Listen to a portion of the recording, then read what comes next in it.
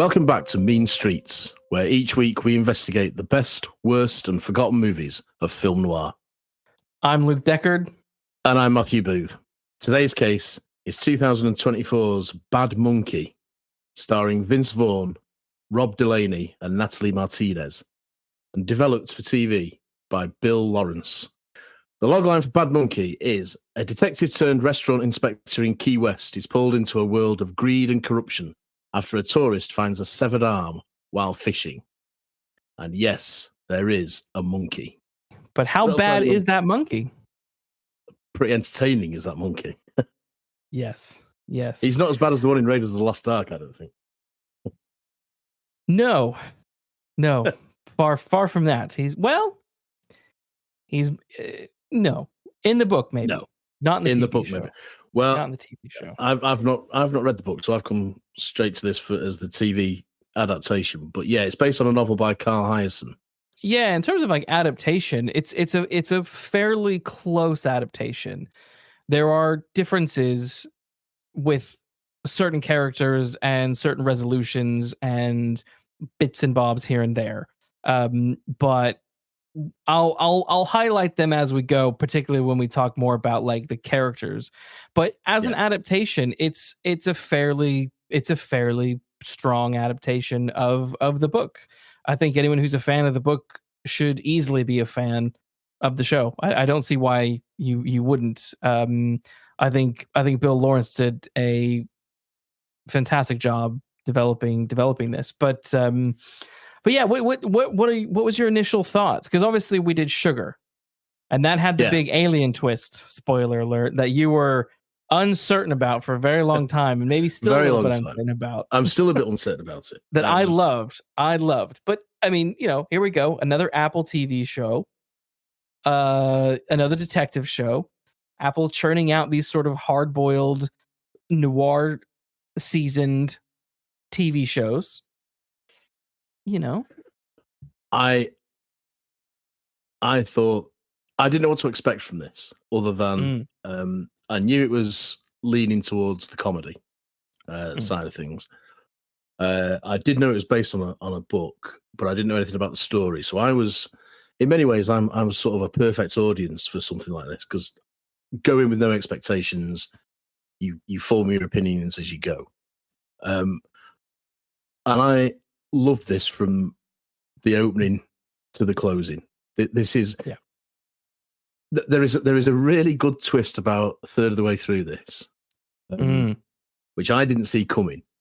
No, and if people go back to the Sugar episode, I say when the twist was revealed in that, I wanted to throw the remote control through the TV. This time round, I wanted to hug the TV because I thought it was a brilliant twist. And we might as well mention it now, or we might get so wrapped up in our discussion that we forget to mention it. So I'm assuming you're talking about the reveal that the series opens up and there's a severed arm that is pulled, and there's a severed arm that belongs to the body of a man fishes it out of the ocean. Stripling. Yeah, belongs to the body of a man named Nick Stripling, and it's suggested that he must have fallen off his boat and was killed by the propeller of a boat. But yeah, that's right. And then even the opening, I had immediate Blue Velvet vibes, which is a little bit sort of my mind working. But Blue Velvet, as you know, opens with somebody finding a severed ear, and I thought, well, this is such a sort of bizarre opening to a crime thriller, just happening to fish out a severed arm. That was an instant sort of connection in my brain, and I thought, okay, let's you've got my attention, let's see where we go. And over the course of the first, I'm not sure, is it the third episode that the reveal comes, but over the course of a few episodes, things are happening, plot strands are being set up, one of which is that this bloke, as you say, this stripling bloke may have been murdered, and it's his arm. And there's a property developer called Christopher, who, it is revealed, in a very understated way. There's not really a great deal of build up to it. he is the bloke who you think is dead. Yeah. That's a fair way of saying it, isn't it? Yeah. And let's say there's no real build-up to it. He appears, and the clues are there because he's having a shower, but he's washing his hair with one hand, which I didn't really pick up on straight away. Yeah, they mask that really well. They do mask it very well. You got to really be paying attention. You really have to be paying attention, yeah. And he shoots somebody for heaven's sake, but it's in the pouring rain. It's in that Florida rain, and he's got a poncho on, and only one hand comes out. So you don't read anything into that. And then he confronts his daughter. He has a conversation with his daughter, and she hugs him, and he hugs her with one hand, and then the camera very slowly goes round, and you see he's got this stump. Yes, it's brilliantly done. It's brilliant. I loved it. I was shocked. I loved it because you got this. I love that sort of subplot of finding out that Nick Stripling is actually alive, and that his daughter thinks it's that classic setup of like, oh, Nick got this new wife, Eve, and she's young and she's hot, and she's the one who murdered him for the money. They're setting all that like very, very classic kind of noir crime setup stuff. And she's got a new boyfriend, Christopher. She's straight away got a new boyfriend, Christopher. So he's in it with her and all this business. Yeah, and then I love the fact she goes there. She's having this confrontation. His Nick's daughter's having this confrontation with Eve, and then he's just like, "Hi, sweetie," and he's alive. You're like, "Oh my god!" And that it was a very well done twist. That they handled it really well. They handled the arm thing well. It was just it was nicely. It's the kind of thing you want from your mysteries. And again, this is like episode 3. There's a lot of mystery still to come. You know what I mean? There's a lot of mystery. There is, yeah. And there's a lot of different plot points going on. There's a lot of different strands of narrative. Yeah. All held together by a really good voiceover. Yes, we will get into that. Which we'll get into because a couple of things to say about that. Yes, let's as we always do. Let's chat a little bit more about kind of behind the camera because I think there's some stuff to mention about Bill Lawrence, who developed the show. So Bill Lawrence is fantastic, and I swear Apple are killing it between this and Sugar and Shrinking and Slow Horses. Apple is a streaming service. We're not sponsored by Apple, by the way. Anyone listening, Apple is a service to use. Like, screw Netflix. Everything with Netflix is a bit dumpy, and everything is canceled after 2 seasons. Like, these shows have multiple seasons, and it's great. And you don't have to fear that it's going to get canceled. And the quality of writing. I mean, even though I didn't get on with Sugar's twist, and that that's a personal opinion. Yeah. Stepping aside from that, the quality of writing on Sugar and the quality of production on Sugar, acting, photography, direction, the rest of it was absolutely top notch. And the same applies here. So yeah, you're Definitely. Right. Apple are really at the top of their game at the minute. And they're also not waiting. I mean, there's already talk. Is there going to be a second season? There's no confirmation yet. Fingers crossed there is. I mean, there's a second season of Sugar coming, so I'm happy about that. But the other thing I like about Bad Monkey and also other shows like Sugar is that the episodic length is just whatever the episode needs to be. But it's never too much. It's like, oh, here's like a 45-minute episode, or here's a 50-minute episode. And unlike stupid shows on Disney Plus, where it's like, oh, you'll watch a Star Wars show. Not that I do anymore, but you would in the past you would click on an episode of a Star Wars show and it would say 45 minutes. Well, actually, 2 minutes of that is opening intro and nonsense and recap, and then you have literally about 10 minutes or so of credits for a TV show. So actually, this 40-minute show ends up becoming like 30 minutes. And you're like, wait a minute. Nothing, and then nothing happens. Whereas these guys, Apple are writing their shows. I mean, this feels like it should be on like TV. And that's something I really appreciate about the Apple model at the moment. I'm watching something that I feel like I could just be watching this on regular TV, and it's just nicely paced, it's slick, and so I appreciate that. So I say all this to say I think Bill Lawrence is another key aspect as to why this is so good, because he just has a very good background in network television. I don't know if you know much about his past. No, I know that he's done a fair few things. Yes. Few massively popular things. Massively popular things, yeah. Because I know that just looking at some of his credits, I know he was involved in things like Spin City and Scrubs and all those sort of things. He's not. Well, that's burying the lead. He's not just involved. He's a creator, man. Oh, is he the creator? Oh, right, there you go. I've just got a list of things that, and not necessarily things that I watch, I have to say. Not necessarily things that I watch. But he seems to be one of those people who, once he starts working, he never stops. Yeah. You know what I mean? And I can understand that. If this is anything to go by, I can understand that. I've watched a lot of what he's done. So he wrote very early on. He wrote on Boy Meets World. He wrote on Friends. He wrote on The Nanny. All very classic 90s sitcoms. All terrific sitcoms in the States. I remember Spin City. I didn't watch Spin City, but I remember it being out. But I'm a huge fan of Scrubs. I love Scrubs, which clearly explains why Zach Braff has this cameo as that doctor friend of Nick's, who they're running a Medicare scam. Because I was quite surprised to see Zach Braff show up in a relatively small, couple of episode role, but making the Bill Lawrence. I was like, that's why. And he's brilliant in it. He's absolutely fabulous in it. Yeah. The other thing Bill has done, or Mr. Lawrence has done on Apple, is he's also done the show Shrinking, which if you've not seen Shrinking, I highly recommend. Starring Jason Segel and Harrison Ford. Two shrinks. It's very, you can kind of see the similarities between Bad Monkey and Shrinking in that they're both dark comedies. They juggle very dark subject matter, but there's not a lightness to it, but they tackle it with humor. That's one of the things I enjoyed about this. There are some genuinely laugh out loud moments. There is a lighter touch to the noir elements in this, but when the darkness comes, it really does come.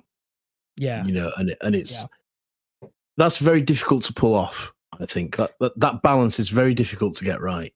But this really does kill it. It's absolutely fabulous.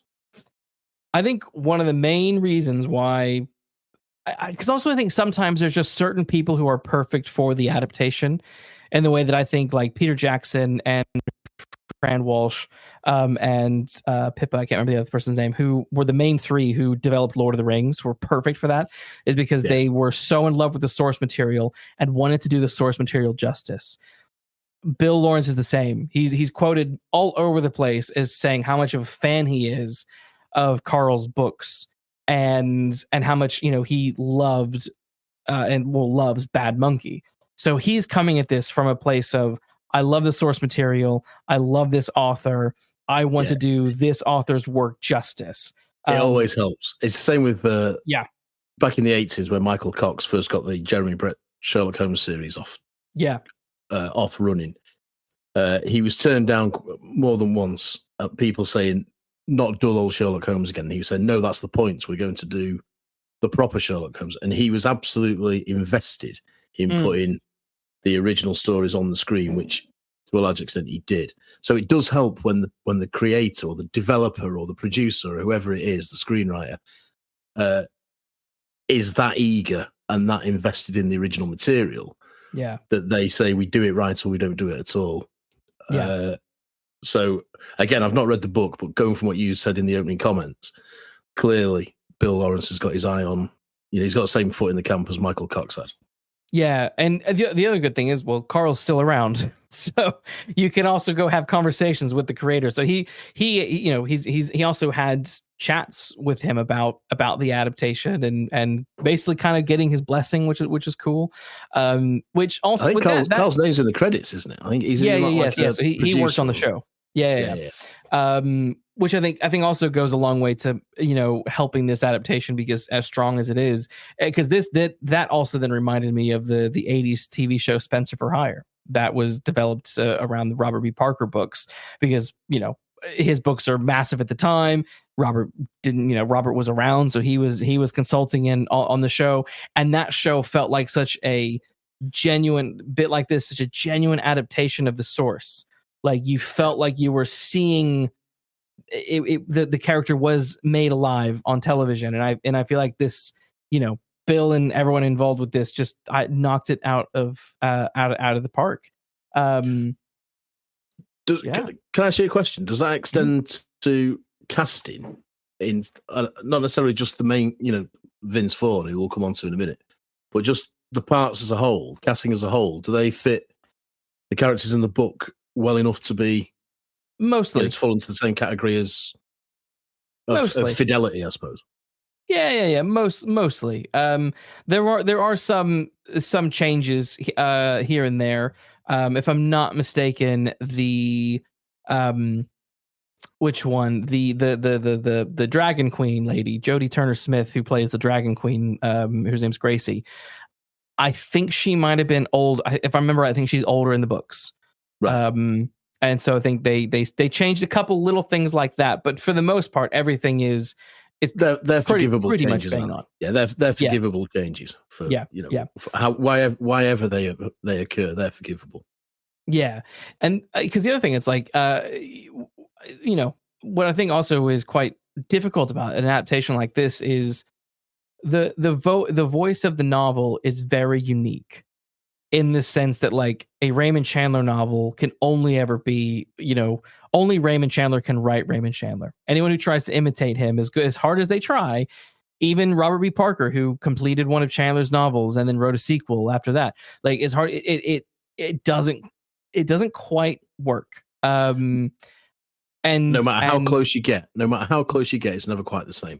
That's the same with Sherlock Holmes pastiches. It's the same with Bond pastiches. Yeah, so you know, and I think when you kind of look at, you know, when you adapt something, like you sort of have to kind of really work hard to nail the voice of the novel and make that feel like that's also coming alive. And you know, there are certain Chandler adaptations that nail it, and then there are other Chandler adaptations that fail. And I'm just really glad that this one felt like a very Bad Monkey felt like a really solid adaptation of not just the story, but the voice. Because you mentioned the voiceover. A lot of the voiceover is bits and pieces of the novel that they just wanted to get in to the story to give it Carl flair, you know, to just add that more spice to it. Because there wasn't meant to be a voiceover initially. So let's talk voiceover. Well, I have a love-hate relationship with voiceovers. I think when they're done well and they work, they can be a great asset. But when they are badly done, they're a hindrance to me. And I did wonder. I'm glad you said that, because I did wonder whether this voiceover was taking actual passages from the novel and tweaking them maybe, but by and large being verbatim. But one of the things I loved about this is that it's a relatively minor, well, not minor, but a side character that's doing it. You know, that it's not Vince Vaughn, it's not Andrew Yancey, our main character, who's doing it. And of course, it's always Philip Marlowe who does his own voiceovers. Yeah. And that sort of degree of separation really worked for me. It really helped to say to differentiate it from those wooden voiceovers that some people think noir has to have, and that some people think is a key ingredient. And having that, like I say, one step away from it, so that this was a bloke who sees everything because he is in charge of this boat, and he makes a point about taking tourists out and telling stories to tourists. But he's able to give every facet of the story, and certainly in the opening episode where he mentions things like, you remember when I told you not to think I was wasting your time when I started telling you about this guy? And then at the end, when it all starts to come together in the initial episode, all those strands start to come together. He says, I told you I wasn't lying to you, and I told you it was going to be important later on. Well, here's why. That sort of omnipresent narrator in a voiceover was really well done, because too often they're first person, aren't they? Yes. Yeah. And what does that add, really? Because you can have a first person narration, as we've said in other episodes, particularly about films like The Big Sleep. That's a first person narrative without a voiceover. Because because Marlowe's in every scene. Same in Chinatown. Gittis is in every scene. Here, Yancey's not in every scene, so you need that third person narration. Yeah. Which, presented as a voiceover, is something quite fresh. It felt really fresh to me. Yeah. What is such a hackneyed trope. I think the freshness came from there's a quote from one of the executive producers who they were sort of like trying to play around this idea, and as you mentioned, like it's played off as if it's a fishing story, and it's just this fishing boat captain telling you this story, which adds that flair of uniqueness to it, but also just the way it's not just that he's giving a voiceover, it's also the way that the captain is engaging with the audience as well. Like even on the recaps, I didn't watch many of the recaps, but even on the recaps, the narrator is still having fun with the audience, saying things like, "Are you actually still watching these things? Are you still watching this?" Yeah. So there's a really lightheartedness, playfulness to the voiceover that makes that, even though we don't really get to know the captain, you sort of get to know the captain's this omnipresent, narrator. You get to know their personality and enjoy their, sort of injecting into the story, company. Their thoughts, their commentary. You get to enjoy I got to enjoy his company for the reasons you're saying. He made, this sounds very superficial, but he makes it sound as if there's only you watching. Yeah, that's what you mean. And he makes it feel as if like you're on his boat and you've paid your couple of bucks or whatever it'd be to have a jaunt around the Keys. And he's saying, let me tell you about the guy I'm watching you. And you think it's for your entertainment, as it would be on the boat. And to be a bit more pompous about it, he's like the old Greek chorus that would explain to the audience, the error of their ways at the end of each play in ancient Greek theatre. And you get it in Shakespeare, that character who will talk to the audience in an aside, very often it's the fool. And it's that. So it's not just a narrative trick, this. It is an actual dramatic device. Whereas too often for me, voiceovers are just,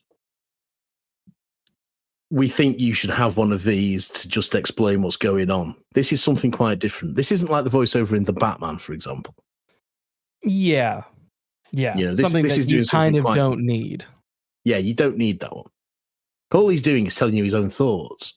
Yeah. This is engaging with you. It's actually addressing you directly, and it's telling you things not necessarily in the order that you should have them presented to you, because he does sort of very briefly jump in and around the story a bit, and that just makes it sound so much better, and it makes it come alive so much more vividly than just a flat.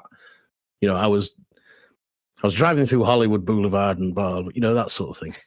Yeah, the typical. I agree. One. I agree. I loved it. I thought the voiceover really, really worked for me. And a great actor delivering it. A great actor with a great voice delivering it. Yeah. It's a darn good narrating voice. Should we talk characters? Let's dive into the characters of this, because with the show that's 10 episodes long, it's a bit difficult to like talk you through the narrative. So I think it's more interesting to dive into the characters. Vince Vaughn plays Andrew Yancey, who's the one-time detective turned restaurant inspector, which I loved all of his restaurant inspecting moments. Yeah. Oh, the fancy can't eat his noodles. Leg in the soup. Yeah, that's right. There's a condom in the soup. He says at one point, I've got you on 3 counts. There's rat droppings, there's a rat foot or something, and there's an actual dead rat. And the chef says, well, for want of a better word, the chef says, that's just one. That's just rat. That's 1 count. Yeah. Yeah. I love it. And I also love the fact that like people just didn't seem to care. They just kept eating. Carried on eating. Yeah. And there's a part of me that has to wonder, like, does this really go on in Florida? Like, did Carl like do some research? Did this really happen? You know, I wouldn't be surprised. Kind of see it. I can kind of see it. I can kind of see it. Now, I quite like Vince Vaughn. I think he's a good actor. The very first film I remember with him is Jurassic Park 2: The Lost World. He's one of the team. I liked him in that. I've liked him in other comedies since, like Starsky and Hutch and Dodgeball and Wedding Crashers and stuff. But going in, I was like, well, I didn't really know what to expect from him in this role because, you know, the book itself is quite funny. It's not a serious. It's a comedic. It's a bit of a comedy. The book itself, so it's sort of, but there's still this sort of idea. I was like, is he gonna work? Is he gonna work for this role? So for me, I think he nailed it and he knocked it out of the park. And within seconds of the show kicking off, he won me over, and I was like, okay, he is actually very good in this role, and I'm happy to go along with this on this journey. But what were your initial thoughts on Vince Vaughn playing essentially a hard-boiled comedic PI? Well, my knowledge of Vince Vaughn is pretty limited. The only thing I really remember seeing him in, now you've said it, I must have seen him in Jurassic Park. I must have done. He's in the second one, not the first. In the second one, yeah, but it doesn't ring a bell. But I do remember seeing him in that Psycho remake and thinking, this is. Oh, I forgot about bad. that. Oof. I think he's just not. He's the wrong choice completely. So everyone in that movie was the wrong choice. Well, the movie is the wrong choice. Yet everyone in that movie is a good actor. That is a bizarre. We're not talking about Psycho, but that is a bizarre movie. My God. Yeah, it is a bizarre. Why it was ever greenlit, Lord alone knows. But anyway, so and that's doing him a discredit because that film is so awful that he couldn't possibly be anything but awful. And since then, he's not really been on my radar. Okay. So again, a bit like coming to the thing as a whole, I was coming quite fresh. So to me, he is Andrew Yancey. Okay. So the question really is, do I like Andrew Yancey? And that is an absolute yes. That is an absolute yes. Now, stepping back from that and saying, what's it like as a performance? I think it's a really good comedic one. Yeah. I think, but again, he's serious when he needs to be, but his personality really shines through, I think. Yancey's personality. So he's doing the wisecracks, he's doing some of the Chandlerisms, but they're all pretty funny. They're all quite hilarious. Yeah. And I like the fact that he's got the fictional detective psychology of I cannot let this go. That's always rewarding to see, no matter what the cost to myself. But there are some great scenes, like he says, well, it's all right. I mean, I'm already suspended. What's the worst that can happen? And then the voiceover comes on and says, well, he got fired. And it's things like that he's so sort of confident in himself that he's pulled down when he's pulled down a rung or two, it's really satisfying. And Vince Vaughn sells that. He's never anything other than likable, Yancey, I don't think. Yeah. In this, and you really end up rooting for him, and I love the bit where the relationship between him and Bonnie, his ex, is brilliant. When he says things like sometimes, and when I say this, I bet there are people out there who know what he means, but won't admit it necessarily. And that is, sometimes I feel I'm in a film that's being written in your head. Yeah, that was a very good line. That's a good line. Because she's saying things too, and he hasn't got a clue what she's talking about. And she's clearly the star of her own movie. Like, yeah, she's the star of her own movie. And he just has. I mean, the bit where he's trying to escape. He's trying to escape from a house he's broken into with Rosa, who will come on to. And the voice, he says, "Quick, run!" And that's his plan to escape as they're being chased by a dog. And the voiceover then says, what Yancey hadn't taken into account is that both Rosa and the dog were fitter than he was. He ends up getting mauled in a very private place. Yes, and then there's some scenes of him saying, sitting down's not good. But then when he confronts Zach Braff's character, this drugged up doctor, although he's still got a comic flair and a twinkle in his eye, he then becomes quite close to what I would say is a serious private eye. He does, yeah. And that's not the only time that happens in the course of the series. So yeah, it was a revelation to me. Yeah, Vince Vaughn was a revelation to me in this. I thought he nailed that stuff. I do love the way that he balanced genuinely funny bits. There's a moment towards the end of the series where he's like, they're looking for a gun that Rosa threw, and he's like, all right, $10, whoever finds the gun, and whoever wins gets the lot.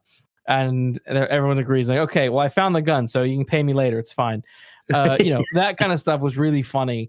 But then there's these really sweet moments that he has with other people. He has really, eventually has some emotional-ish moments with Rosa, but also just the conversations he has on and off with Nick's daughter, who is very much torn between loving her dad, wanting to be with her dad, but being manipulated by Eve, the new wife, new wife girlfriend thing. There's that moment at the end when spoiler alert, Nick eventually does die in the course of the thing, and he sits down with Nick's daughter. He's like, your dad really did love you. It's a nice, wonderful kind of tender moment where he's being honest about a guy who he's been chasing, and he kind of sees the humanity in Nick a little bit, despite the sheer, awfulness of the many things that he has done. He's still able to go to the guy's daughter and just be like, no, he did genuinely love you. And also like that bit towards the end where his old partner comes to visit him, and his partner's like, I was out with my husband and we were walking to the beach, and I finally was just able to be happy. And he's like, at this moment, he's actually not, Nick is, or Yancey is not happy in this moment. And you can feel it. He's like, his response to that just to sort of be like, it's great that you're happy, but you know what? I'm not happy right now. So just sort of kind of piss off a little bit. Leave me alone. Yeah. And so I liked the way that he did such a great job with this role. So I like you. I have nothing but praise to say for Vince Vaughn in no, this. I haven't. And in those moments, he is just as he is charmingly funny. Throughout the majority of it, in those darker moments, he is touchingly vulnerable. Yeah, and you don't know if the humor is a mask, to protect that vulnerability, or whether it's just he's a three-dimensional person, and it's the second for me. Yeah, he's just a bloke who is funny, but not everyone is a clown all the time. And he really brings that out. For an actor who I was expecting nothing from, or not very much from. He's a good actor. He's a good actor. And again, he's just I don't know why. He's just never been on my particular. Well, you watched Psycho and you wrote him off. I watched Psycho and I thought, well, if you're involved in that, then You don't deserve any of my time, Vaughn. But yeah, this, I just thought, well, we'll go in and see what happens. That was my whole approach to this, and he blew me away. I think he's absolutely fabulous. The other thing I sort of like, and this sort of pivots to the character of Rosa, played by Natalie Martinez, who is absolutely stunning in this show. My God. Is I like the fact that when we meet Yancey, he is very much fallen into the fly trap of the femme fatale, who is Bonnie, his ex. He was having an affair with her, and he drives his car into the back of her husband's golf cart and pushes him into the bay, and that's what gets him suspended. And he says he deserved it. Yeah, his whole career, his whole life is ruined because of this affair that he's having with a femme fatale, a woman who is just out for her own interest, her own gain, and lies and manipulates and cheats her way through situations. And what I liked is that we get that sort of aspect of the kind of classic PI sort of stuff. But I also like that it's juxtapositioned by this budding relationship with Rosa, who is the medical examiner who, Yancey meets when he brings the severed arm to her, and then they begin this sort of investigation into what's really going on. I loved Rosa. I thought she was such a cool character, mainly because she wasn't just responding to Yancey.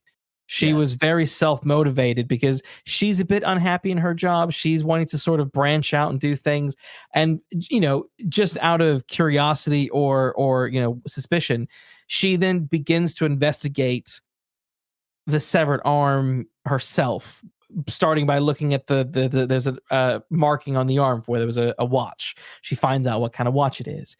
Then she breaks into the guy's house at the same time Yancey breaks into the to the guy's house to look around. He's like, "What are you doing here? What are you doing?" So I just thought that she was such a wonderful. They made a really great dynamic duo.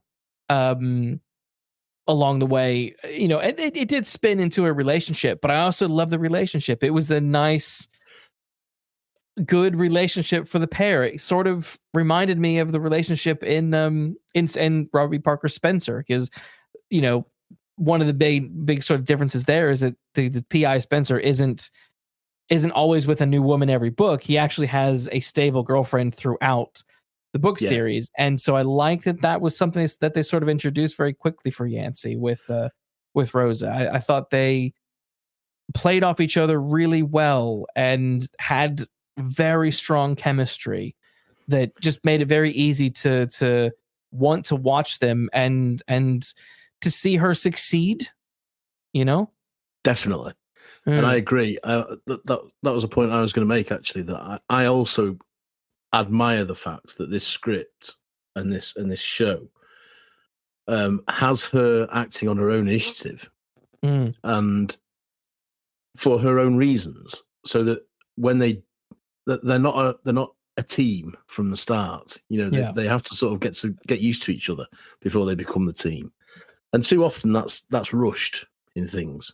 That's something that they want you to see these two as a team, so they just throw that in straight away. Whereas this is giving time to breathe, and you're right, she is doing it for her own intrigue and her own amusement to a certain extent. And I think maybe because of that, I wasn't haunted by this tiresome will they, won't they possibility. And I never really, until it started to happen organically, which it does happen organically. Yeah. The possibility of them being in a relationship never occurred to me. I didn't see them as that at all. And I did. I think that's because they'd not been set, they weren't necessarily set up as being that. I'm not saying that it wasn't beyond my sort of imagination it might happen. But I didn't think, oh, here we go. They're going to hate each other and then fall in love at the end. Right. I sort of more thought, as it went on, thinking these are getting closer as people. These are getting closer as partners. These are getting closer. This is going to be a relationship eventually. You know, it just seemed a much more natural arc of storytelling than just all right, audience. I mean, he did hit on her from the very beginning. He did ask her out. She said she had a boyfriend, and then later he's like, "You didn't actually have a boyfriend." She's like, "No, it didn't." Oh, yeah, it's all that. Yeah, there's all that. That's just flirting, though, isn't it? You know. Yeah, that's because he likes her. Too often in things like this. This is right, audience. You've got a good looking fella and you've got a good looking woman, and they're your leads. Watch out for the relationship coming because it's going to hit you between the eyes any minute now. This felt much more natural to me. Much more. That's the key. That's the key. Is the natural, the naturalness of their getting together. It wasn't forced. Yeah. So that when it happens, you're pleased instead of rolling your eyes in disdain. Yeah. It's true. It's true. It's. But I would equally, I would equally, watch a Rosa Campesino TV series. yeah. You know, if she was just on her own, I think she's compelling enough as a character on her own. I'd watch 10 episodes of that as well. You know, in a sort of I don't know, like Quincy or something. Quincy or something. Yeah, because she's shown herself as a character able and with enough sort of drive to get involved and to start her own inquiry. Like you say, she's not on his coattails. She's not dependent on him for anything, you know. Yeah, I think it's a refreshing change. It's a refreshing change, and she's brilliant in it. Again, she's not somebody I know. I didn't know who she was. No. This is the first time I may have seen her somewhere else, but this is the first time I've clocked her, and I thought she was fantastically cast. It was great actor. I bought everything about her. I mean that tragic scene where she works in the morgue, right? And is that scene where she's at work and she has to check out a kid who died. And you just felt it in that scene. You felt how much longer can I keep going on with this level of crap? You know, absolutely, just this tragedy. Again, like Vaughn, she does the comedy very well, but she does stuff like that exceptionally well. You know, yes, there's a great scene where her maniac sister, completely over the top sister, tries to set her up in a bar, and she swiftly gets herself out of that. You know, as this middle-aged fella's congratulating himself that he's managed to hook her. You know, and she's just but you gotta feel bad for that guy too, because he's just got a divorce, and he's finally trying to get back out there, and he meets this stunning woman at a bar who shows him some interest. I felt bad for him. But how long do you reckon he stood there drinking martinis? Oh, that was a great scene. That was and she sort of says, you tell me about the watch, then I'll go and tell my sister that I'm staying here with you, or whatever it is she said. And then she walks off all sultry, and then you see her in the distance start to run. Yes. Next time you see, she's at the laptop looking at watches, and you think this is brilliantly cool, brilliantly edited. Yes. Yeah. Oh my God. I love that bit. That was terrific. But again, kind of back to the chemistry between the two, the final, one of the penultimate moments that they have is when, Yancey can't let go of the case, and they're about to get on a plane to get back to Miami and, kind of take things from there. Yeah. And he's just stood on the dock, and he's just like, I can't go. And she's like, if you don't go, we're done. And I'm like, no, go, man, go. She's worth it. Go, let go, Yeah. And she's absolutely worth it. Yeah. And then you have that. I mean, it's tragic. It's like, man, then kind of that Yancey falls back into that PI, that kind of classic PI trope of I can't let this go. I have to see this resolved at the expense of my romances, my friendships. And it packed a punch. Those moments it does pack a punch. And packing. I'm not always a fan of happy endings. You know, No, I sometimes think it's a more powerful ending, or if there is a bit of bittersweetness to it, and if someone has to make a tough choice, it's the whole Casablanca thing. Rick's got to stay behind. Yeah. So that she can be happy. And yeah. I think there's an element of that here. I think Yancey thinks, well, I'll never be able to let this go, so I'm only going to be giving her half the attention if I go with her, so that's not fair on her, sort of thing. But so I liked the fact, like you, I was going, don't be an idiot. Yeah. One half of my brain is saying, don't be a fool. Yeah, I know. And the other half is saying, don't go, because it'll just be better if you don't go, because it'll leave us for series 2. And that's something else about this, that there is a can you call it a cliffhanger? There is a no, sense that there's no cliffhanger, Matthew. There is someone who was it? It was the Hollywood Reporter. I gotta say, the Hollywood stupid reporter tweeted that that cliffhanger explained, that one of those sort of articles. And I'm like, Bad Monkey in no way, shape, or form has a cliffhanger. It has a sting at the end that hints at a possible second season, but it is in no way a cliffhanger because it has nothing to do with the actual story of the season. Stupid Hollywood Reporter and you stupid entertainment outlets and your stupid fake headlines. I knew you'd have something to say about that, but that's the point. That's the point I was going to make. That the serious point I'm making is too often series 1 of these things ends on a cliffhanger. Yeah. And when series 2 is not made, the story isn't finished. This, as you rightly say, there is a sting that teases the possibility of another story. Yeah, it's just more adventures. It's life goes on. It's not the life end, goes on. Yeah, but it teases the possibility of another story. And if that doesn't happen, and I really hope it does, then we have a complete series and a really good one at that. So people like Netflix could learn a lot from this. They really could.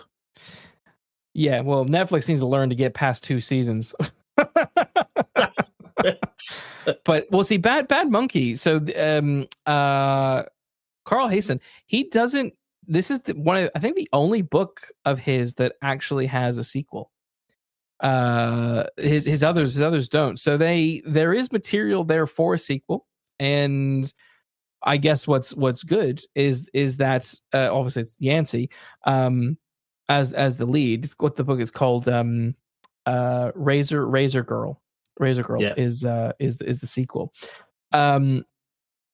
And it does, features Yancey and it features Rosa, but I think everyone else is not in it. I think it's because that's some of the conversations. Who will return for number 2, season 2? And both Bill Lawrence and Carl was like, well, I don't know, because most people don't return, so they're not in the sequel apart from Rosa. So it'll be interesting to see what they do if they do get a sequel and who will and won't come back, because there are some cool characters in there. I like Neville, played by Ronald Peet, the young Bahamian fisherman. He was a cool character. Yeah, he was good. He was good, and a world of difference from it's like JT in Walk Amongst the Tombstones.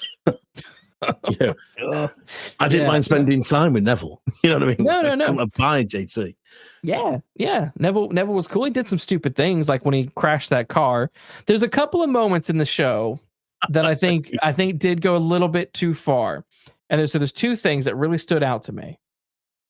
And these might surprise you, because there's one that's really big that I actually kind of liked.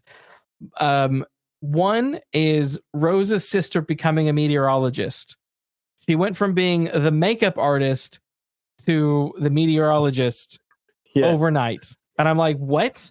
Yeah. What? Like, I'm not sure how that happened. I don't know either. Those sort of things irk me a bit, where I'm like, I can suspend my disbelief to a point.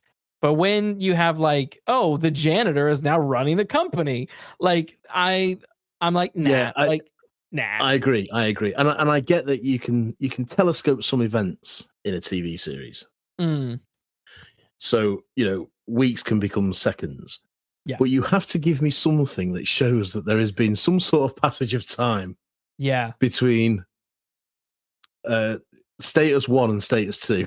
Yeah, you just don't become you just don't go from makeup artist to meteorologist because I mean, I know a lot of meteorologists are dolled up and sexy and stuff like that, but they also do have to know what they're doing. They're not just pointing at a blue screen to say there's rain, No, they're not. No. It's a bit more than that. So that was one. They do know what they're talking about, and it's years of study. So I'm not sure how that happened. Yeah. But so having said that, I did love Heather with the weather, and that's the weather. Yes. That was she was fabulous. Yes. Yeah. The other thing was that annoyed me was like when there's a scene quite towards the end where Neville and Yancey are going to abduct Eve outside of a bank, and Yancey's like, okay, I'm gonna do this sign. You see the sign, come and get me. It's like, okay, fine. So he does the sign.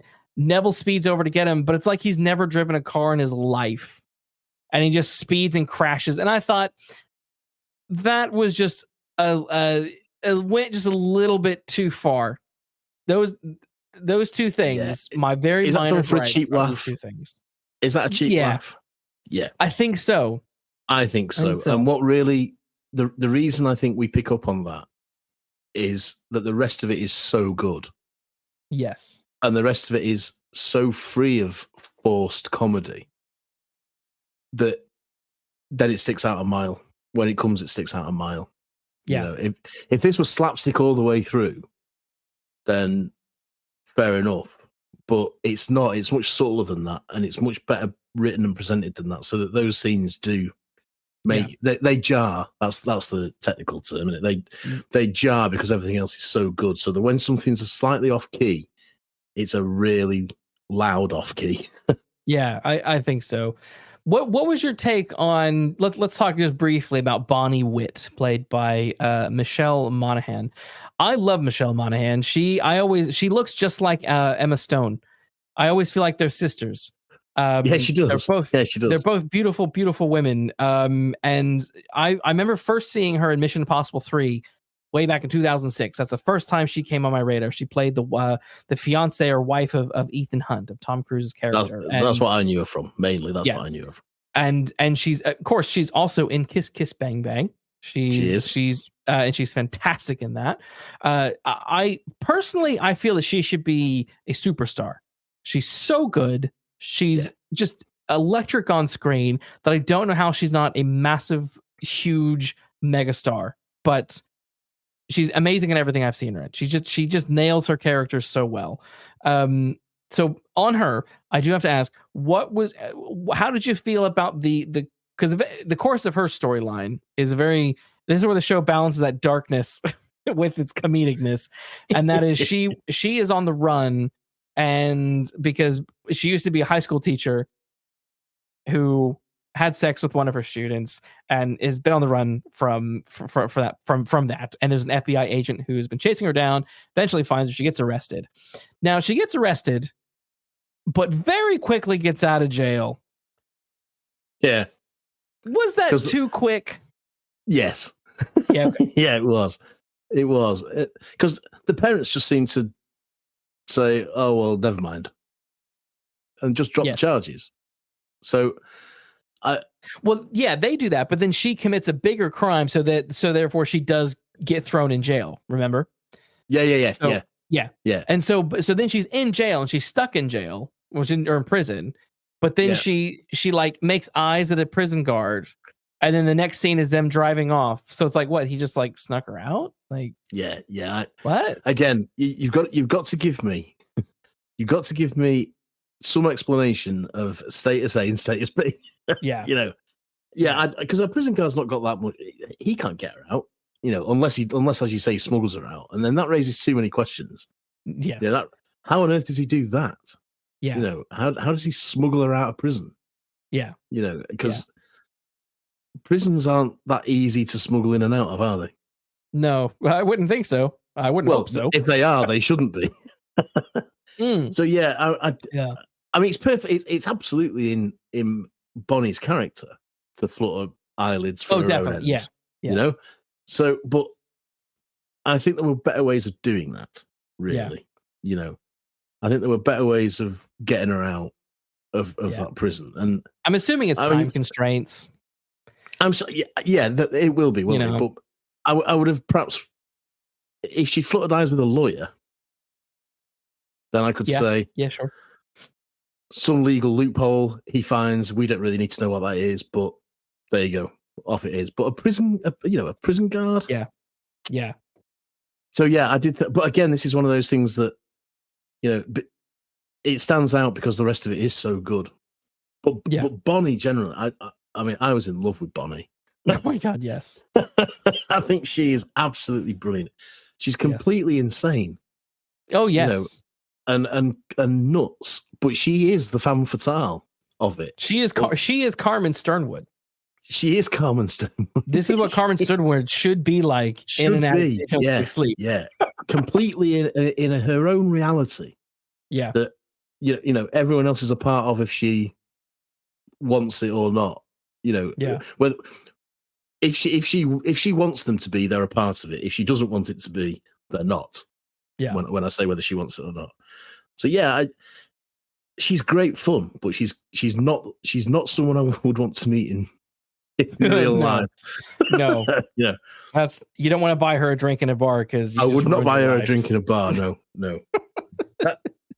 But again, I agree. I agree.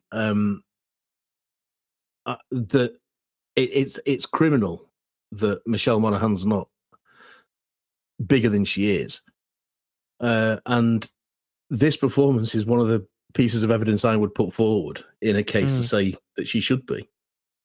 You know, because when she's off on one, when she's and the bit in the car is when he says, "I think I'm in a movie in your own head." Her dialogue then is absolutely bonkers, but delivered in such a way, in such a performance that you know she believes every word of it. And then there are certain bits where she looks quite together and she acts quite normal. Yeah. You know, I mean, it's a really good 3-dimensional performance. The big sleep is the blueprint, man. Absolutely. She is Carmen Sternwood. She is Carmen Sternwood. Now, you know, it should be remade with her in that role. It should be. It should be. It should be. But yeah, that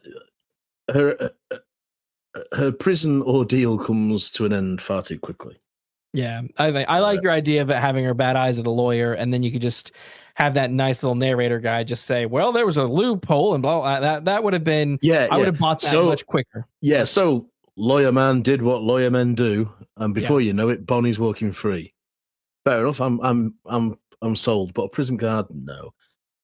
You know, and it, like I say, the parents dropping the charges is another example of that. I just think, would they? See, I actually bought that. I bought that because there's a South Park episode about this very topic. Oh right, okay. And it's literally the same thing. It's about a teacher who's having relations with a student, and then it's like everyone's horrified until they find out the teacher is a woman and the student is a boy. And there's a GIF on that people use from South Park of the policeman going, "Nice." And it's from that. It's when people find out that it's a woman teacher who is, you know, the student, the male student was having sex with the teacher. That's the reaction, and people are like, "What's the big deal? What's the big deal?" So that's the commentary of that episode of like, you know, come on, not so long ago, there was a real life case here in the UK, and I think it's fair to say public reaction was quite different. There we go. Yeah. So it's it's sort of it's one of those things where it's like they're you know, there's a sort of, I don't know. I bought it. I don't want to go down that route. But again, no, that's too serious for us. But again, wholly within Bonnie's character that she would sleep with a student. You know, oh yeah, it's just she's one of the best characters in it for me. I really, really enjoyed it. And you can it does something quite clever for me as well, because knowing that he has been involved with her almost gives gives me a lot more respect for Yancey than I might have otherwise had. Because she's not going to be easy to live with, is she? No, but he's never had to live with her. Well, be in a relationship with her, then. Yes. She's going to be one of those people who is full on, isn't she? Yeah. Yes. Yeah. Yes. Life with Rosa would be quite to different. blow in and out with the wind. So I think it didn't seem too serious, I don't think. No, possibly not. Yeah. Serious enough to want to drive her husband off the side of push him over the well, that's what I mean. Yeah, that's what I mean. He's obviously upset. Yeah, when he finds out what she's been doing. So she's upset because he hits her. He abuses her. Her husband abuses her. And that's why he does it, because he's like, you shouldn't be getting abused. So that's the retaliation for that. But it's also his whole situation is this big manipulation from Bonnie, who's insane, who's manipulating lots of people. Yeah, absolutely. Life will be a lot simpler with Rosa, I suspect. We will see. Hopefully. But we should probably talk about Nick Stripling and Eve Stripling a little bit. So yeah. Rob Delaney plays Nick and Meredith Hagner plays Eve. I love this pairing. Rob Delaney is a fantastic. He like Vince Vaughn. You're too nice of a guy, but you play this role so well. He's great in this. Yeah, he really is good in this. Yes, and they're a great double act. These two. They're a great double act. Yes. Because Meredith Hagner really does play Eve in that sort of way where you understand, don't you? You understand why Caitlin, Nick's daughter, thinks what she does. Yeah. Because Eve really is that sort. She comes across as that sort that would marry you for your money, do you in, and then run off with the pool attendant, Yeah. And she plays a bit dumb in the early scenes, and she plays a bit sort of the ditzy blonde. But there's something else going. It's a great performance. Something else underlying it that's great. They're a great duo. They're a great pair. That are in cahoots. And again, a twist you don't see it coming. You don't see it coming. No, you she's involved somehow, but then when you don't realize that and again, it's I love the level of manipulation that she's able to possess over Nick. The fact that he is willing to be manipulated to the point of cutting off his own arm. His own arm. For her. For her, yeah. Just to when that realization sits in, it's almost to sort of pause the episode and just think about that for a minute. Yeah. Think about what he has done. Yeah. For her. Yeah. And it's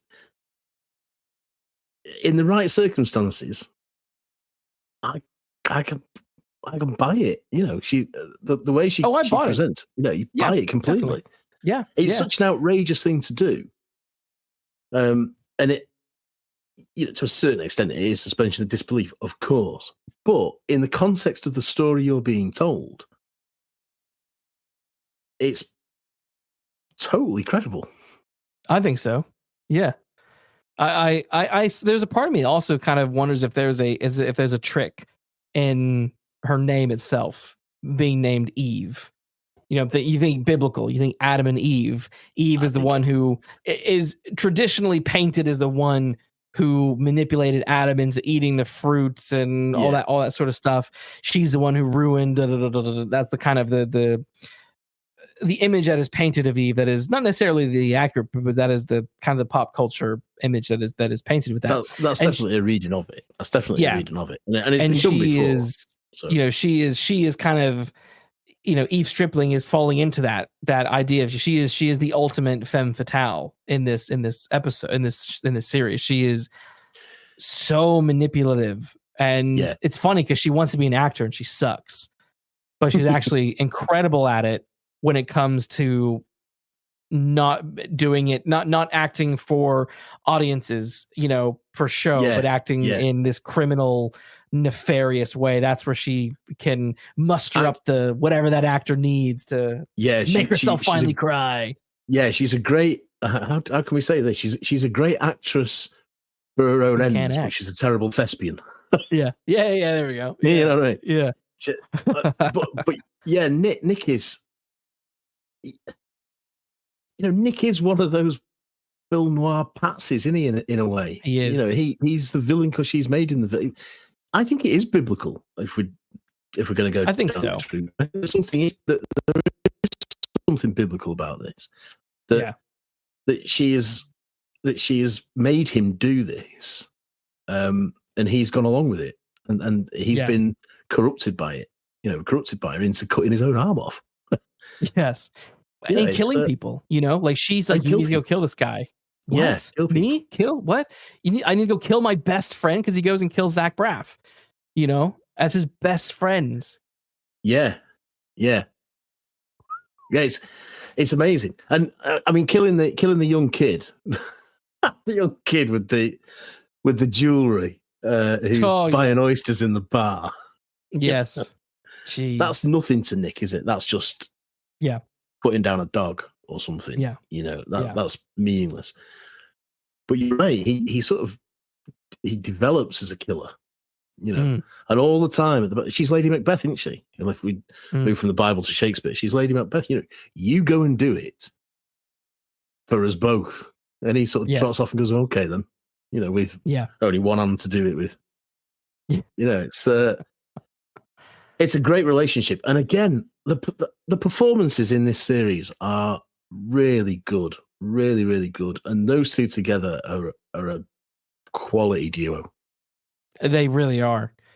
The bickering, the sort of cuckolding, everything that's going on is you buy it. You buy this absolutely vile, terrible relationship that Nick doesn't have the balls to get out of. Like he's not in control of ruining the relationship with his daughter. He's ruining his life.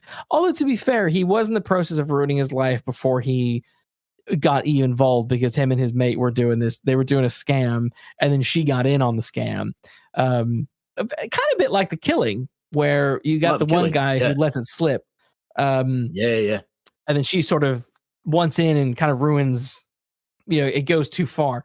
But once she's in, Nick has no chance, has he? No. Nick has no chance of walking away. Yeah. And she then and it is like The Killing, because once she is involved, then that whole scam like ratchets up a bit, doesn't it? It goes up a gear, and it gets more dangerous. Couple of gears, yeah. and it gets more dangerous, and she starts to, it's insidious the way that she sort of assumes control of it, and then by the time Nick realizes it, if indeed he does, it's way too late for him to do anything about it, and he's properly snared. And this is a film noir podcast, and there is your film noir. Yeah, she nuggets, reminded me of elements of the Maltese Falcon, very much Bridget O'Shaughnessy traces here as well, because the minute he loses, at some point in the show he gets stabbed in the back and he basically becomes paralyzed, and she can't take him to a doctor because then they'll just get arrested. She is cutting down everyone in her way to get the thing that she wants, which is this money, which is this Maltese Falcon. She wants the prize. She wants the prize. Love means nothing to her. No, love is a lie. And we know when, in the final episode, when he really is of no more use to her. Yeah. She does what femme fatales are wont to do. Yeah. I mean, that scene where she pushes him in the wheelchair over the side of into the bay and he drowns. But that scene though, where he knows it's coming. Yeah, he knows it's coming. And of course, not only does he know it's coming, he knows there is absolutely nothing he can do about it because he's now paralyzed. Yeah. He's one of the villains of the piece, but I'm still going to say the poor bloke is paralyzed with only one arm. He's not really got, he's not going to do anything in a river. and she knows it. He knows it, and he is the sap. He is the sap. He is the sap. Yeah, he is. He's what sap. Sam Spade is like. I'm not going to be the sap for you, sweetheart. You know, he's exactly what Sam Spade fears he would be. Yeah, exactly, exactly. Yeah. I mean, his partner did die as a result of trying to get too close to you. Bridget O'Shaughnessy. Yeah, so. Yeah. And that's what's good about this, because again, I suspect all this is in the book, but just looking at the TV thing, series as a whole, and in isolation, all those influences are there. But again, this is one of my bugbears. They are subtly presented to you. They are not signposted or battered over. You don't batter over the head with them. They are there, and they flow naturally in the context of their own story, if you know what I mean. Yeah. It's not like a Walk Among Tombstones where they're like, so you're like Philip Marlowe. You know Philip Marlowe from those Philip Marlowe books? God, I've forgotten about that. They were signposting. Oh, this is very hard boiled, like those Philip Marlowe books. Oh, it's a stupid movie. That's signposting in the signposting. You know? But yeah, that's exactly the point, though. That's exactly the point. Well, you remind me of Philip Marlowe. You know, well, yeah, we don't need telling that. Thanks, TJ, or whatever his name was. And this is much more. You will see them if you know them, you know, and if you don't pick up on them, you've not lost anything. And those are the best. Those are the best. I think that's when research works best. I think that's when nods to what's gone before work best. When homages work best. When they're there simmering under the surface, you know. But what you're watching or reading is really good in its own right. Yes. And my God, this is a good one. Yes, we also should probably mention the Dragon Queen Gracie, played by Joni Turner Smith. She'll round us off. For this discussion. But so yes, there are deviations from her character in the book. She was an older character who was indeed a con woman, but. They wanted to do some changes. They made a couple of changes from her sort of the way she is in the novel. And they basically wanted to make her story a redemptive arc, which I have no problem with. But I'm interested in your take on the magical element, because that is something that is not in the book. That is something that they incorporated here. However, despite it not being in the book, Carl was involved in sort of the discussions of what that arc can look like and what the sort of including of magic can look like. And he had a role in helping shape her storyline in the show. But because you know, she's essentially, to kind of outline what she's doing, is she is a shaman or something like that. She's some sort of religious figure who people are like, I don't know, voodoo or something. I don't know. Yes. Like Obeah, isn't it? It's like the Obeah. Yeah, it's Obeah. And so people are coming to her for healing and things like that. And essentially, yes, she is conning people. She is getting money, getting title deeds and stuff like that for land, and manipulating people with you know, false hope and false religious hope. And it sort of, she then goes down a very dark path and starts working with striplings and spirals out of control while her grandma is trying to say, you know, what you're doing is ridiculous and you need to stop it. You need to believe again, believe in the magic. And she's like, screw the magic. It's not real. And that's kind of the essence of where she begins. And then she, you know, ruins her life and then tries to redeem herself in the end, which I think she does. But yeah, there's moments where we're seeing dead people, we're seeing ghosts. Yeah. Well, so aliens are out of the question, but ghosts are fine. Is that what we're gonna say? Jesus. No. Well, sort of. No, I was just going to say, I'm a big horror nut as well, so all this sort of feeds into that other side of my my tastes and my childhood traumas. I quite enjoyed all that, but I think, it has to be done properly and it has to be done well. And of course, it's part of the culture, so it has its place. But I think the redemption story is what counts. Yeah, I think that's what matters. And there's no doubt she gets redemption. There's no doubt that she essentially she sort of re-embraces it all, doesn't she, after turning her back on it. That's it. Kept simply, that's what she does. And I like the heritage of it, that the grandma is saying, you need to believe in it and you need to, to accept it. This is who we are. I like all that, the history of that, the nod to a culture that is as far away from Yancey as, dusk and dawn sort of thing. So I like it as a subplot. I thought it worked as a subplot. And again, the performance is great. If it's not terrific in the book, I question why we actually needed it. Yeah, it's an interesting flavor and a different culture and a different interpretation of events. So, I mean, I question why we needed it at all, but on the basis that we've got it, I think it's handled very well. I wouldn't have, for example, so to put it a different way, I didn't, again, not read the book. It didn't strike me as being in any way tagged on or so far removed from the rest of what was going on that it just seemed to be done for the sake of it. I was quite prepared to accept that it was part of Carl's original story. So it doesn't sort of scream, we don't belong. This doesn't belong in this PI story. So I think it's blended in pretty well for that reason. But if it's not in the original book, why do we need it? What does it add other than a glimpse into local history, culture, and superstition, belief, and all the rest of it?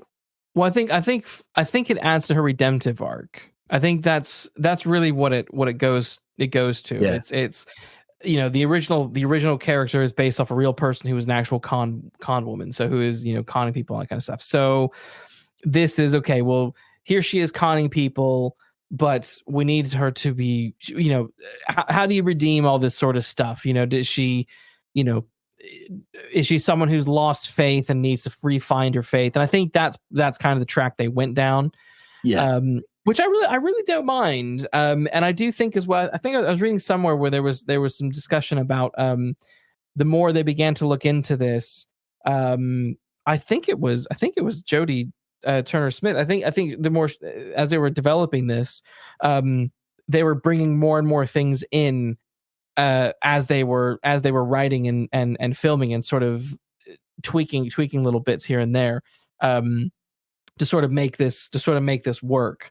And I mean it's in terms of the magical element, it's a couple of sentences and it's a couple of ghosts. She sees her mom while she's drunk, and then some people see her while she's, because basically what happens is that final confrontation between Gracie and Eve in the rain and the thunder and the lightning is while Gracie's all decked out in her Dragon Queen outfit is, tense, really tense. And stunning to see.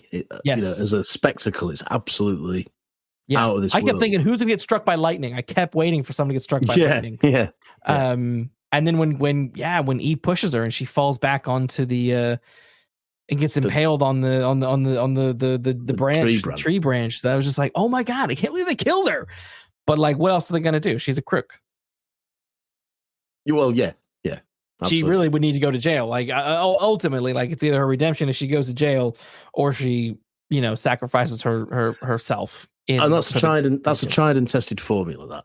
That the character who has lost himself and then rediscovers what he was all about just in time to have a sort of savior's moment and then die is. I mean, you get it in fantasy fiction all the time, don't you? You used to. Yeah. And you do get it in, you get it in westerns, don't you, a lot, and things like that, and you do get it in crime thrillers. You know, the jaded cop who, I suppose, Sean Connery in The Untouchables is one.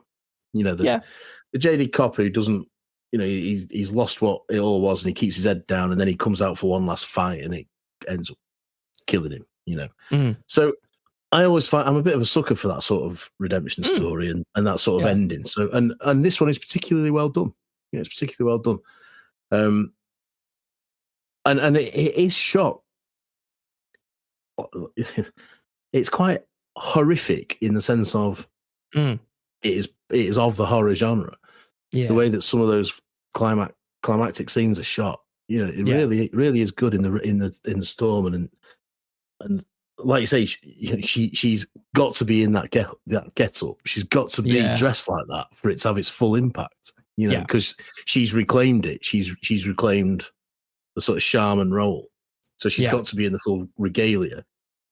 But visually, it's a brilliant image as well. You know, it is. She looks amazing. It was a sad moment that, you know, when she died, but the whole is, it's one of the standout scenes of the whole series. It's just that is terrifically done, and brought that character to a nice close. A character who I liked, but was always suspicious of, and I liked that was how they played her the whole time. And I just thought, again, it's a subplot. It's a subplot that has its own conclusion, its own beginning, middle, and end. You know, and it works. It works very well. You know, this sucker works. Doesn't it? It does. And that's not easy to do, I don't think, when you've got this many characters, and even the minor characters are pretty well formed. Like the pilot who won't shut up and is desperate for friends. Yeah. And is she called Melanie or Melanie? Yeah, the Rose's sister, Melanie. Yes. Oh no, I don't mean her. I mean Madeline. Oh yes. Who's just like a stoner, but yes, you know, like wide-eyed and amazed at everything, and then says, "I think I'm being followed, but it might be bad weed." Yes. I think she's great in it. You know, she's great in it. Egg as well, the big muscle for the striplings. So for anyone who wants to know why the show is called Bad Monkey, it's because in the show, the monkey, Neville's monkey, attacks Egg and like mutilates him. But they basically changed. That's one of the other things that they sort of changed. And I think at some point in the show, someone calls the monkey, it says it's a bad monkey. But essentially that's kind of where it comes from. And they just, there was discussions about it. Like, should we change the name of the show? Blah, blah, blah. But they're like, nah, it's, you know, it's Carl's book. That's the name of the book. That's just what's going to be called, you know, fair enough. I think that's the right choice to make, I think. Yeah. Of course, it'll be interesting if they do a second season because Neville is not in it. No, but some of these TV series keep their title long after they've lost all relevance, don't they? You know, it's a bit like, I don't know if you ever watched Smallville, but at some point he's spending 99% of his time in Metropolis, and you're like, this is a different show now. Well, to take an extreme example, the Scottish crime drama Taggart was called Taggart about 30 years after the bloke playing Taggart had died. So, you know, there you go. There was nobody called Taggart in it. It was still called Taggart. You know, I mean, so if there are subsequent, I certainly hope there's a second. I hope so too. I wouldn't be averse to it being called Bad Monkey, and I wouldn't be averse to that having, like, it being called Bad Monkey for any subsequent seasons if there are any. Yeah. Just because that is the title of the show. I'm also fine with, you know, if they find ways of bringing some of the characters back. I you know, it's a TV show, it's an adaptation. Some of these people are quite vivid, and I'm, you know, I wouldn't mind, you know, Neville's former partner, not Neville, Yancey's former partner, the cop guy. I can't remember his name now, but I would be fine. I would like to see him back. You know, let's see him back. Definitely. I would like to see Neville. I would like to catch up with Neville and his lady friend and the monkey and see him, you know, on the how they rebuilt the house. I would like to see that. And this is what I was saying before. It's a cleverly put together piece of kit. This because all those characters are vivid, and they're, you know, some are a bit odd, some are sympathetic, some are horrendous, some are bonkers, you know, and then some are just absolutely charming. Yeah. And there's all those strands of story going on. There's a good mystery. There's a good PI plot. And it's all balanced and juggled superbly. It is. So that after the last episode credits roll, I agree. I'd love to see some of these people come back. Beyond Yancey and Rosa, I mean. I'd love to see some of them return. Yeah. Even if it's cameos, you know, just for whatever reason, really. I'd love to see some of them come back, you know. Definitely. And there are TV series where I think that and genuinely feel it are getting few and far between sometimes, you know. They are. This is why I keep praising Apple, because, I mean, for the longest time, I wasn't subscribed to Apple TV. And now I'm like, why did I wait so long? Because they are legitimately producing quality stuff that other streamers just aren't doing. Like it feels like real storytelling over at Apple for some reason. Like it's you know, it's fantastic. Really, really, really sharp stuff. And 10 episodes 10 episodes is long, but it means it's got time to breathe and it's got time to develop so that it isn't all crammed into 3 episodes or even 6 episodes. You know, there are some things that need that time to gestate, and there are some things that need to be told in 90 minutes. And what a lot of people confuse the two. You know, so you get a 90-minute story stretched over 10 hours, or you get a 10-hour story stretched into 90 minutes, and you know, it doesn't work. But this is absolutely. I never once thought, my God, there's another X number of episodes to go. It was more, well, we'll just watch one more before bed. Yeah, you know, and then it's sort of 4 in the morning. The other thing I have to praise Apple on is also it's weekly. It's appointment television. It's back to saying, oh my God, there's another episode. Oh my God. You know, rather than like, oh, here's Netflix. We're just going to dump everything so that you have, you know, 1 week of buzz. No, you have 10 weeks of buzz. 10 weeks of people. And you know, life is busy. We all got crap to do. I can't sit and binge something, you know, all the time. So it's like, it's another bonus for Apple and what they're doing and with this show as well. It's like, it's appointment television. It's weekly, you know, if you haven't caught it yet, well, now you have the bonus of being able to go watch the box set. Sure. But like, if you're watching it live, it's like, oh, great. I can watch one episode, one a week. I can, that can be my evening thing on this free evening as we watch an episode of this, you know? And I agree. I appreciate that so much. Apple, please don't change that. Yeah, absolutely. Don't change that. And one other thing I wanted to say is just how beautiful this whole production looks. Yeah. The vivid colours.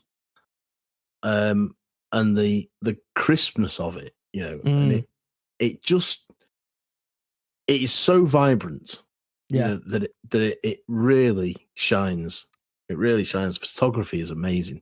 It's a fun juxtaposition because it's that classic bright kind of, I don't know what's the color palette for Florida other than like vomit, but like it's that Florida. That pastel color palette of Florida that is so classic, and so bright and sunny and happy, but the story is so dark and mean and nasty, and I love that. It's a bit like Dexter, reminded me of Dexter, which is also set in Florida. I love that. I love the visual brightness of things contrast with the darkness of what these characters are doing and going through. Is fantastic. Yeah, and to quote a Chandler line, it's murder smelling like honeysuckle. You know, it's a beautiful place. It looks marvelous, but everything is rotten underneath. Yes. On that note, should we rate this? Yeah. I'm gonna say it's quite easy for me and say Bad Monkey is a solid 5 Falcons. Oh, I should say we rate all of our shows and movies out of Falcons, 1 being the worst and 5 being the best. So I've already said mine is 5. Well, mine's 5. No, there we go. No need to prolong the obvious. I can't recommend this highly enough. No, to anybody that's listening, I think it is. If you've not seen it yet, go and watch it. Yeah, go and watch it. And if you can resist temptation, do what Luke says and watch 1 a week. But or 1 a day. Don't binge it. I like the gestation is fun to sit and watch an episode and then think about it is it's fun. Yeah, it's good. Well, that wraps up our investigation. Thanks for listening. We'll be back next week with another case. In the meantime, please like and subscribe, and be sure to take care walking down those mean streets.